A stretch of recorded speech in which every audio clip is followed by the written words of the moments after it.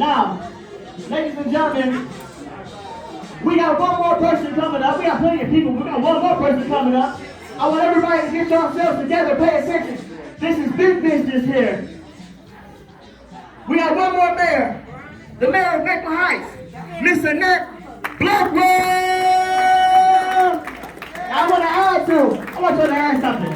This lady right here, this wonderful woman right here, has made African American history. She is the first African American female woman, lady, lovely spirit and guiding that has become the mayor of Maple Heights. So one more time, I want you to give it up for Mayor Miss Annette Blackwell. Thank you, thank you, thank you. Now I know everybody's paying attention. I know everybody's getting themselves together, relaxing, seeing what's out here. But I want you to understand just how amazing this is. We have a family organization brought to you today. And we brought out not just the mayor of Euclid, but the mayor of Maple Heights. I don't know about y'all, but I can't remember any time where there has been a multiple mayor in one situation that is not, let's put it out there, yes ma'am, female mothers, female, okay? Multiple mayors in one house, and it's not political, it's to show love. Everybody family. The whole reason why we did this was to show that we are a family all around the world. Ladies and gentlemen, I understand that we having a good time, but I want y'all to really pay attention. Just like you gave Mayor Euclid some help, let's go ahead and get some more. One more time. Miss Annette Blackwell, come on up. Give it up. Oh, I gotta get my notes. Okay. I'm prepared. I told y'all we're trying to make this more smoothly. Y'all didn't think we can do it. I believe. All right now. Thank you so much for listening.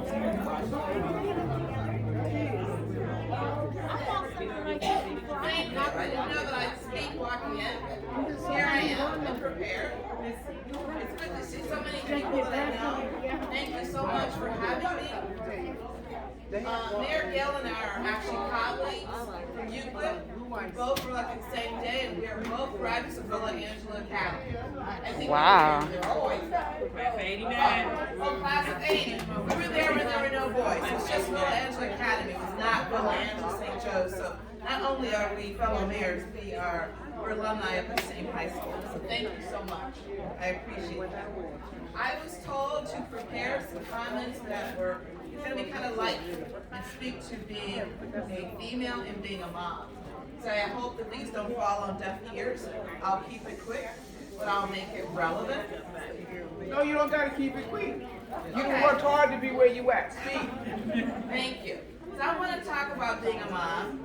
I want you guys to know, like my fellow mayor here, I was a working mom in politics when I became mayor in 2016. Now, what's so unique about this? I hope that you can relate to it. I have an invoice. Can everybody hear what she's saying? Everything. Yeah. All right. Come on, let me hear y'all. Everybody hear what she's saying? My daughter was a senior in high school when I won in 2016, and she was happy that I won, but not too happy that she wasn't the center of everything that I would be doing. And how many of us can relate to that, correct? And certainly that she was not too happy about sharing me with so many people. And how many people are those? Now, we're not as big as Euclid, which is over 40,000. Maple Heights is 23,000 people. So now she had to share me with 23,000 people and over 100 employees. And she's the baby, so she was not very happy. I'm talking to moms here. And so you understand what that's like when you're being pulled in a million directions. You guys are entrepreneurs. We're also an entrepreneur. In addition to being mayor, my husband and I own a small event center in Maple Heights, and we've owned it for 3 years. They're now clean because there's a repast at noon and a birthday party at 5. So you understand how, in addition to you working You guys are also entrepreneurs. I can see that by all the tables here. My job is to go to Sam's Club and pick up the squats. I pick up the dish liquid, I pick up the bathroom of the women's, the toilet paper in the women's bathroom, and the paper towels, and all of those things. So, the other thing as I'm talking to moms, I said make something short, make something relevant to moms. But I did not like the fact that my phone rings all the time. Do you want to know how many phones I have? 2. I have my personal phone, I have a city phone, and that's 24/7. Because in addition to being the mayor, we are also the safety director. What does that mean? Police and fire report to me. So prom was at Maple Heights last night.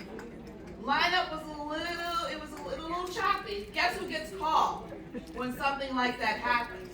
Safety director. So my phone rings 24/7. I don't care if it's at 12 o'clock. It's Mother's Day tomorrow. I have to answer, so I carry 2 phones. That's very difficult when you have 3 children. But I'll tell you this. She struggled a lot.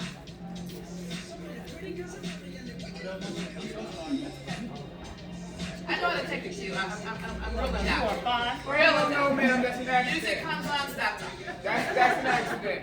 That's an That's too accident. much to do. There you go. You. But you know what? While my daughter struggled with all the potential, it was when it was very beneficial to her. When things got done, because she was the mayor's daughter, it was okay to her. How many of you you got these purses, you've got balloons, jewelry, there's fragrances. They're like, Mom, we gotta pack up all this stuff, but when they get something on the table, all of a sudden, it's okay that you do what you do, right? It's fine. My mom has purses, my mom, you need something for prom, my mom has a fragrance for you. All of a sudden, we're pretty cool because we have what someone needs. But I will tell you this. If anyone said to my daughter, tell your mom anything, if you said the words, tell your mom, the whole temperature changed. And she would say, they like say, tell your mom I need a job, I saw a job. Tell your mom that I need my neighbor to stop parking on my grass. She says, Mom, you really need to get an assistant. I'm not your assistant. You see how quickly that changes? When it benefits them. But when they have to all of a sudden be the intermediary or tell you what someone said, they're like, you need to get an assistant. So, I'll tell you a little bit more about my family before I take my seat. I don't just have one daughter. She's the baby. And because she was the one in school when I won in 2016, I made this little story about her. But I have 3 children. I have 2 sons, and I have a daughter, and believe it or not, I am the grandmother of 5. Woo! My oldest son has 3 boys, and my youngest son has 2 girls, and 7 just turned 2 months old. So 3 kids and 5 grandkids. Thank you so much.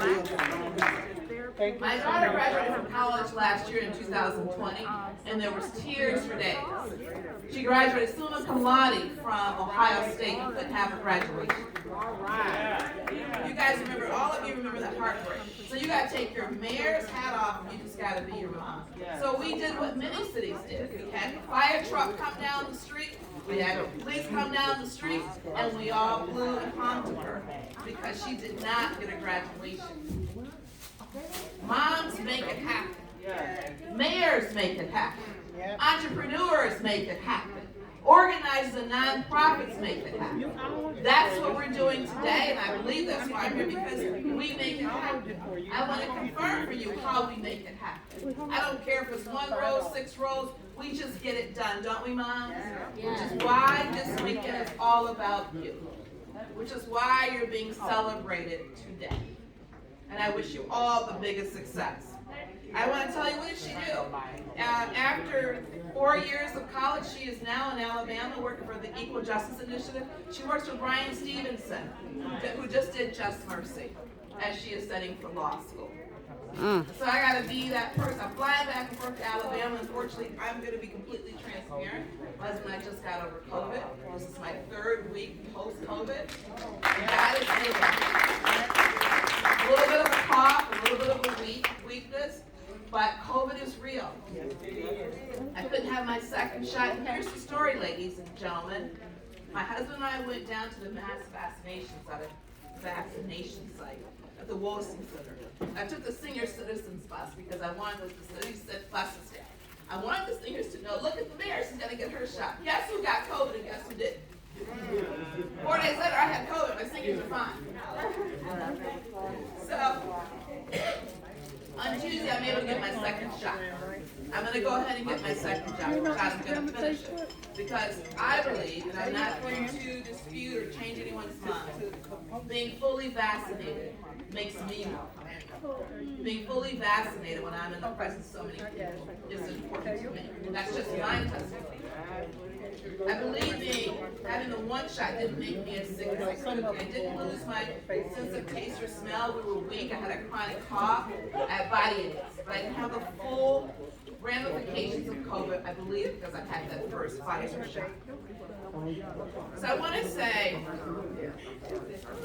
this is the thing I want to leave you with. I leave you with, in addition to being multi-talented, multi-challenged, and finding a way to get it all done. As mayor, my family struggles with mean things. Both Mayor Dale and I, people say the most awful things. Like, what's the worst thing that happens when you're a female politician, or a politician of color, or a politician that wears high-heel shoes or red lipstick? What can happen sometimes are the mean things people say, because everything's your fault. We're in a time of racial reckoning. I am the only black female mayor in Catholic County. So racism shows up in my inbox. Racism shows up on social media. Racism shows up in my face. That's the reality of being a mayor that looks different in these times. These intolerant times. These divisive times. People say things about me. Well, she got COVID. She must have been walking around not without her mask. I don't know anything about my mask. The stigma that comes with just getting sick. All it says is that I'm vulnerable. And perhaps because I have high blood pressure, it made me more vulnerable. The assessments and the charges people place upon you when you're in a public position like this. I want to tell you that it's real. And I want to caution you to be kinder, to be more understanding, because at the end of the day, we're human. And we're just raised our right hand and our oath of office to serve you guys and do the best we can, even if we fail sometimes. I want you to know that before I take my seat. I also want you to know, how do I get through it? You know how I get through it no matter what it is that they're saying? When that melee happened yesterday with the children, with the prom, you can imagine what was said because of the way how the kids looked. The way I get through it is that my family is extremely proud of me. And I won with over 80% of the votes for re-election in Maple Heights. The second time, I won with over 60% of votes the first time. And I had never been in office before. So that says that even though those things happen, what gets me through is the majority of the people in Maple Heights respect and appreciate and acknowledge the work. And more importantly, this is a ministry. I believe that it was God's intention. I mean, for people, council people, nobody even knew who I was, but people like you knew who I was. And they took a chance on me. And they're still taking a chance on me. I get through it because of that support, that continuous support. And the fact that I know that my family, so many people are extremely proud of me, which is how I got this invitation today. That's how we get through it. The same thing for Mayor Gale. We sit on several committees together. We pushed her, and you know the story of South Euclid. It's not Euclid. It's not my job to tell the story of Euclid. She's got her challenges. But we get through because we go home to love and support, and we believe in what we're doing. We know what we've been charged to do, and there are people that support her. She got reelected.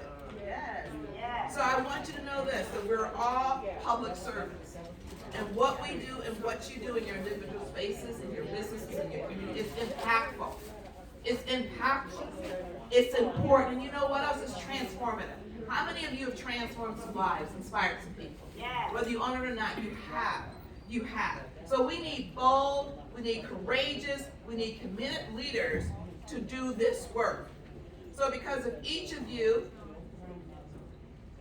and all the people in Maple Heights and all the places I go, you know why we do it? Because you're worth it. We're just the vessels. We're the servants. Because you're worth it. And I want to say to anybody here from Maple Heights, my 23,000 people, You guys, you know you're worth it. So the quality of life that we, myself, as I close, and Mayor Gale, elected officials, and public service, because there's some candidates here as well, I understand, all over this county and country to do the work to achieve everyday needs and impact the quality of lives for everyday people. For the people that we serve, I want you to know it requires a sacrifice. COVID or not, I was getting off that couch, but if I wasn't 14 days, I wouldn't have. But there are places I go and I don't feel good. I've had 7 meetings, but it requires a sacrifice. It requires selflessness. It requires compassion. You must truly care. You can't fake that thing. If I didn't care, you would know it. It requires education. I had to go back to school. I didn't have to, but I chose to go back to school. Finish up another coursework. It requires capability. I didn't come over with nothing. I came over with some very transferable skills. I spent 16 years in the tax world. Got to know a little bit about some numbers to run a $33 million budget.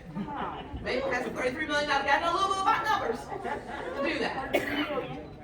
So we need people that will stand with us, pray for us. Thank you guys for your prayers. Those that had COVID. I went to my front door. There was juice and vitamins and echinacea and all kinds of stuff on that door. The doorbell ring and I just residents and people I didn't even know just dropped it off. Thank you for that. Thank you for the love. And it is the love of our family and friends that restore us when we just get frustrated. When we're in the news and the story is all wrong and we didn't do it. When people are calling me out of my name, my mother did not name me that. She named me Annette. Those other names, I don't know where those names come from. Even though people use them.